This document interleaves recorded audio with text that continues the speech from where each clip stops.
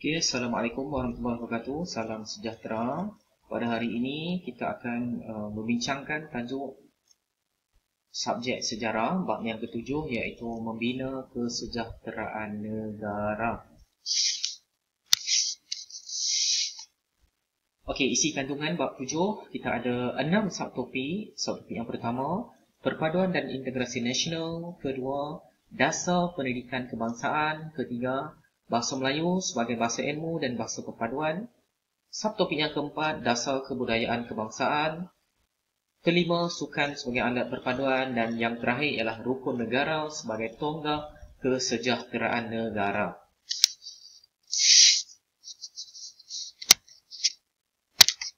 Okey, perpaduan dan integrasi nasional. Pada hari ini kita akan membincangkan tentang subtopik yang pertama. Pada akhir pembelajaran, murid akan dapat menjelaskan pemahaman berkaitan dengan usaha-usaha perpaduan dan integrasi nasional, menerangkan latar belakang hubungan kaum dan menghuraikan langkah-langkah memperkasakan perpaduan dan integrasi nasional.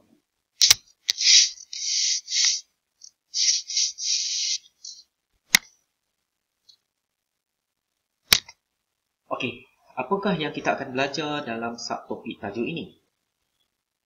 Yang pertama ialah maksud perpaduan dan integrasi nasional. Kedua, latar belakang hubungan kaum. Dan yang ketiga, memperkasakan perpaduan dan integrasi nasional. Okey, kita akan lihat kepada maksud perpaduan dan integrasi nasional. Kedua-dua konsep ini adalah berteraskan Perlembagaan Persekutuan dan prinsip rukun negara. Sebelum itu, apakah maksud perpaduan kaum? Perpaduan kaum merujuk kepada rakyat daripada pelbagai etnik, agama dan wilayah yang hidup secara aman dalam masyarakat yang bersatu padu. Rakyat memberikan komitmen tanggungjawab yang penuh kepada identiti kebangsaan berlandaskan Perlembagaan Persekutuan dan rukun negara. Itu perpaduan kaum. Sekarang kita pergi kepada integrasi nasional. Integrasi nasional ialah satu proses dinamik yang merapatkan hubungan masyarakat antara negeri dengan wilayah bagi membentuk satu bangsa.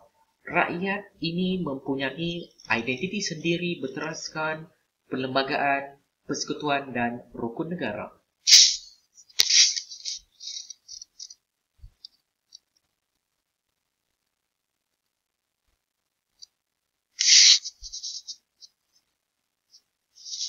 Okay, sekarang kita akan lihat kepada latar belakang hubungan kaum. Yang pertama, pentadbiran. Kedua, kegiatan ekonomi dan penempatan. Ketiga, sistem pendidikan. Dan yang terakhir ialah fahaman politik.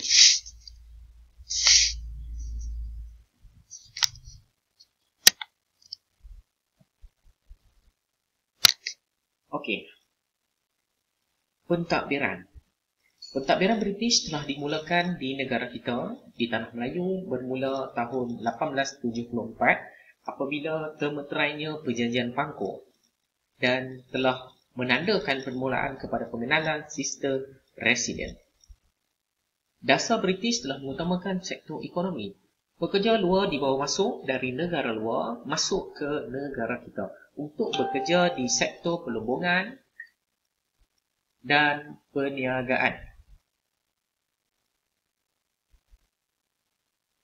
Okey, kaum Bumiputera tertumpu di kawasan luar bandar menjalankan kegiatan ekonomi tradisional dan terpisah, dan hubungan kaum menjadi renggang ataupun tidak baik. Kesan masalah hubungan kaum yang berterusan telah wujud di negara kita. Itu ialah kesan pentadbiran British pada ketika itu. Okey, yang kedua ialah kegiatan ekonomi dan penempatan. British telah menumpukan ekonomi berteraskan perlombongan biji timah dan peladangan getah. Kegiatan ekonomi ini telah dibezakan mengikut bangsa dan lokasi penempatan. Contoh, orang Melayu tinggal di kampung, di bandar sedikit, Orang Cina majoritinya tinggal di bandar yang mempunyai pelumbungan biji timah. Dan orang India akan tinggal di estate-estate yang mereka bekerja sebagai buruh di ladang atau estate. Dan kesannya ialah setiap kaum akan kurang berinteraksi.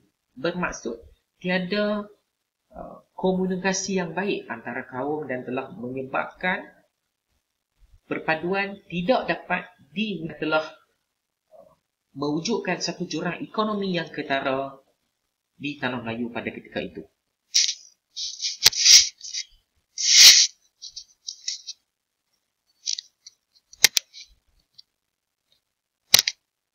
Okey, sistem pendidikan.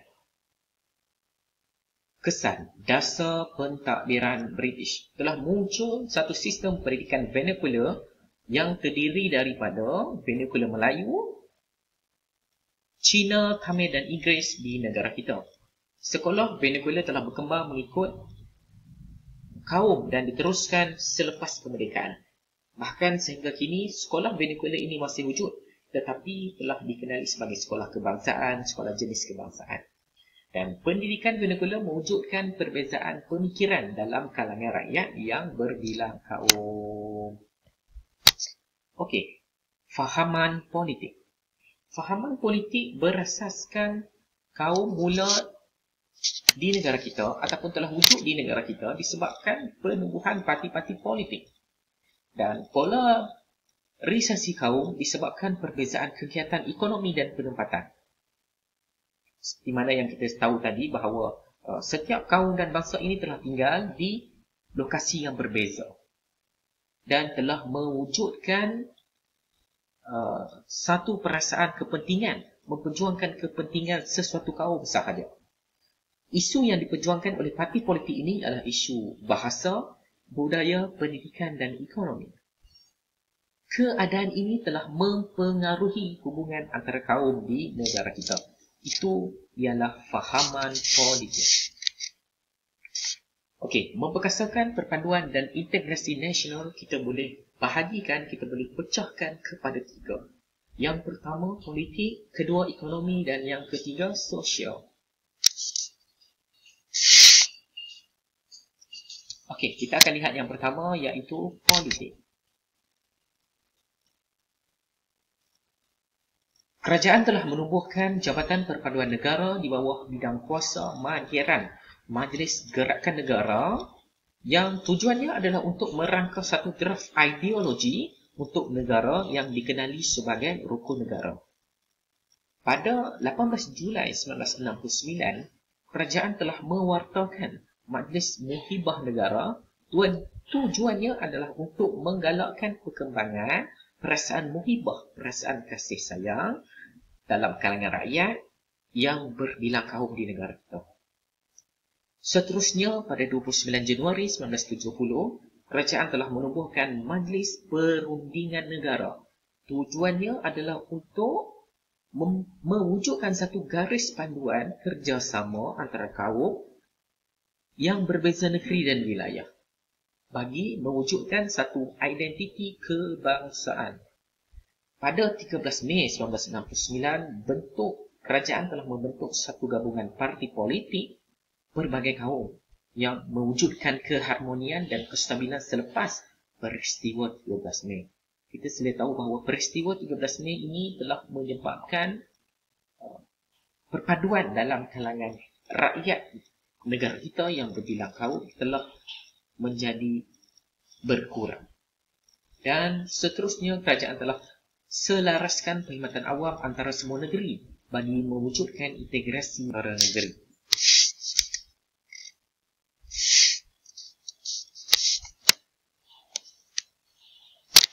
Okey, ekonomi.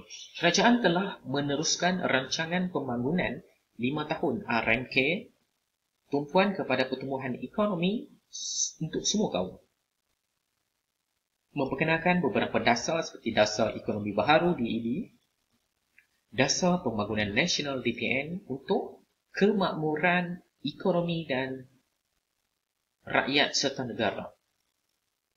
Tumpuannya adalah untuk pembangunan masyarakat luar bandar dan wilayah melalui rancangan pembangunan tanah untuk menambah pendapatan rakyat dan membasmi kemiskinan. Antara rancangannya seperti FENDA, FENKRA, dan selain itu, kerajaan juga telah memajukan bidang perindustrian dan perdagangan, memperkenalkan zon perdagangan bebas, zon perindustrian bebas. Ada di Bayan Lepas, Pulau Pinang, Pasir Gudang Johor dan Pelabuhan Kelang di Selangor. Disebabkan wujudnya zon bebas ini telah menyebabkan ramai penduduk luar bandar pergi ke bandar untuk mencari kerja, seterusnya dapat meningkatkan lagi ekonomi. Dan kita boleh lihat bahawa rancangan ini berjaya dan dia adalah satu rancangan yang bersifat adil kepada semua kaum. Integrasi ekonomi melalui pembangunan ekonomi wilayah termasuk Sabah dan Sarawak telah membuka semua kaum peluang untuk bersaing secara adil dalam bidang ekonomi. Okey, sekarang kita pergi kepada sosial. Yang pertama ialah menambah baik dasar pendidikan kebangsaan melalui Akta Pendidikan, tujuan mengukuhkan perpaduan antara kaum, kukuhkan sistem pendidikan, kenalkan laporan pendidikan yang kita akan belajar pada subtopik 7.2, antaranya laporan Rahman Talib, laporan Jawatan Kuasa Kabinet, falsafah pendidikan kebangsaan. Tujuannya adalah untuk melahirkan rakyat negara kita yang mempunyai semangat patriotik dan semangat cinta akan tanah air. Seterusnya telah memperkasakan bahasa Melayu sebagai bahasa kebangsaan. Kerajaan telah memperkenalkan Akta Bahasa Kebangsaan, menubuhkan Universiti Kebangsaan Malaysia UKM sebagai pusat ilmu dan peranan Dewan Bahasa dan Pustaka yang dahulunya dikenali sebagai Balai Pustaka, untuk menyebarluaskan, untuk menggalakkan rakyat negara kita menggunakan bahasa Melayu dalam kehidupan seharian. Selain itu, telah menggalakkan amalan satu kebudayaan kebangsaan, bentuk satu identiti negara Malaysia yang bersatu padu. Yang seterusnya telah menggalakkan penglibatan rakyat dalam sukan. Kita tahu bahawa sukan ini boleh mewujudkan perpaduan kaum. Dan akhir sekali, kerajaan telah memperkenalkan rukun negara sebagai tunjang kesetiaan rakyat yang berbilang kaum kepada bangsa dan negara. Okey, kesimpulan. Kesimpulan ialah berbagai usaha telah diwujudkan secara berterusan untuk memantapkan lagi hubungan antara rakyat yang berbilang kaum di negara kita. Jadi, sebagai rakyat, kita perlu menghargai kepentingan menjaga perpaduan kaum ini. Kita tahu bahawa negara kita ini mempunyai rakyat yang berbilang kaum. Jadi, untuk memastikan kita mempunyai kestabilan politik yang baik, mempunyai perkembangan ekonomi yang sentiasa mapan, kita perlulah sentiasa bersatu padu dan seterusnya kita menjalankan tanggungjawab sebagai rakyat yang baik.